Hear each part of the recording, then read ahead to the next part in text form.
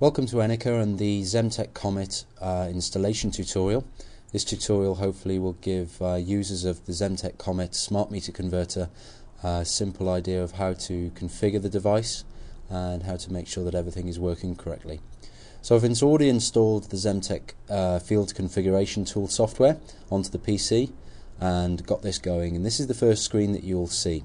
So we've got several options here where we can install a new unit, install an unknown unit, and that means install to a meter which is not already in the Xemtec database. It's recommended that we do this on every single meter that we install, just to make sure that all the settings are correct. We can modify a unit that's already installed, we can read a value from the meter, we can set the real-time clock of the Comet, we can read a data logger if we've chosen that option where the internal data logger is functioning inside the Comet, or we can uninstall the unit, and we've got several options. So what I'm going to do is just install an unknown unit. In other words, this is a gas meter that we've come up to a site and we've stuck the Comet onto the meter and we're going to program it from scratch. So click next. Meter serial number, I have to just type something in there, and it's let's say 442552S. ID is optional, but I can just put gas meter 1. Throughput. This is extremely important for the whole of the concept of optical character recognition, and throughput is very simply how much gas could go through the meter in an hour. In other words, if this is doing optical character recognition, what is the maximum that the number can advance by within an hour? So say for instance we're looking at a meter with a U160 5650 feet cube per hour. The resolution is actually 100 feet cube.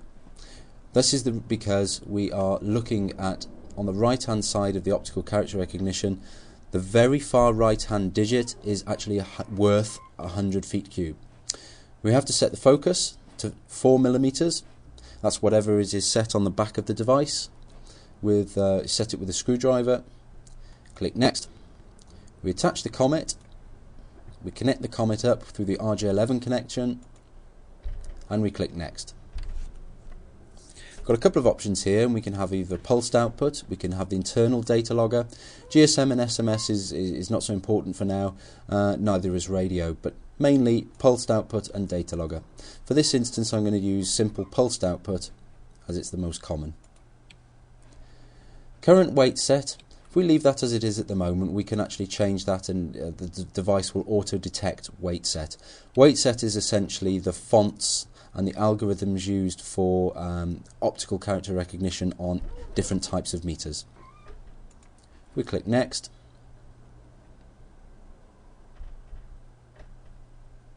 And now it's going to actually read the image that is on the meter. This takes a couple of seconds, up to about 30-40 seconds to be able to do this. And the next thing that we'll be able to see is the actual image of the gas meter.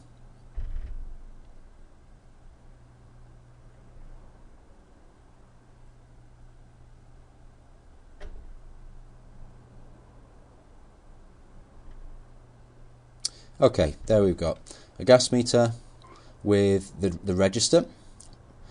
What we've got to try and do is get these yellow boxes, which are called regions of interest, ROIs. We've got to position those to the digits that we want to read. We can see here that the number 4 is actually worth 100 cubic feet. That's why we've set that in such a way on the previous screens. We've dragged it over to the number 4.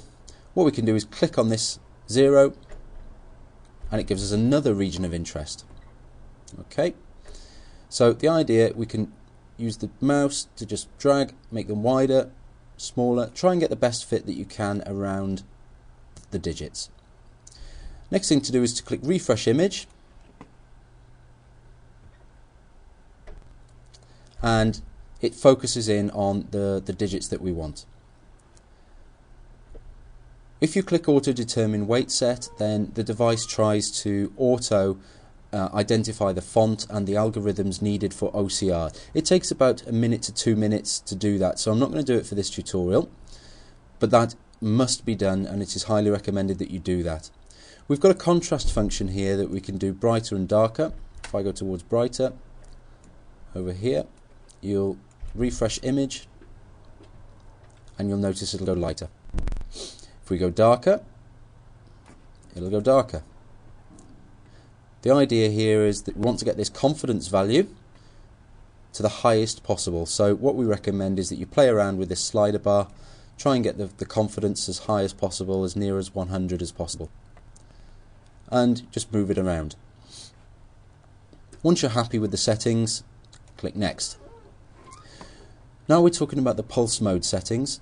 Frequency is how fast does it pulse when it needs to give you the pulses. We just leave these at 1 Hertz.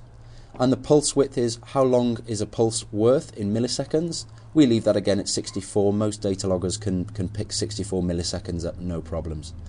And every time that the meter sees a new number, say in the previous one it was 0.4, if it was to go and see 0.5, then we want to know how many pulses it's got to make. We can choose 1, 10 or 100.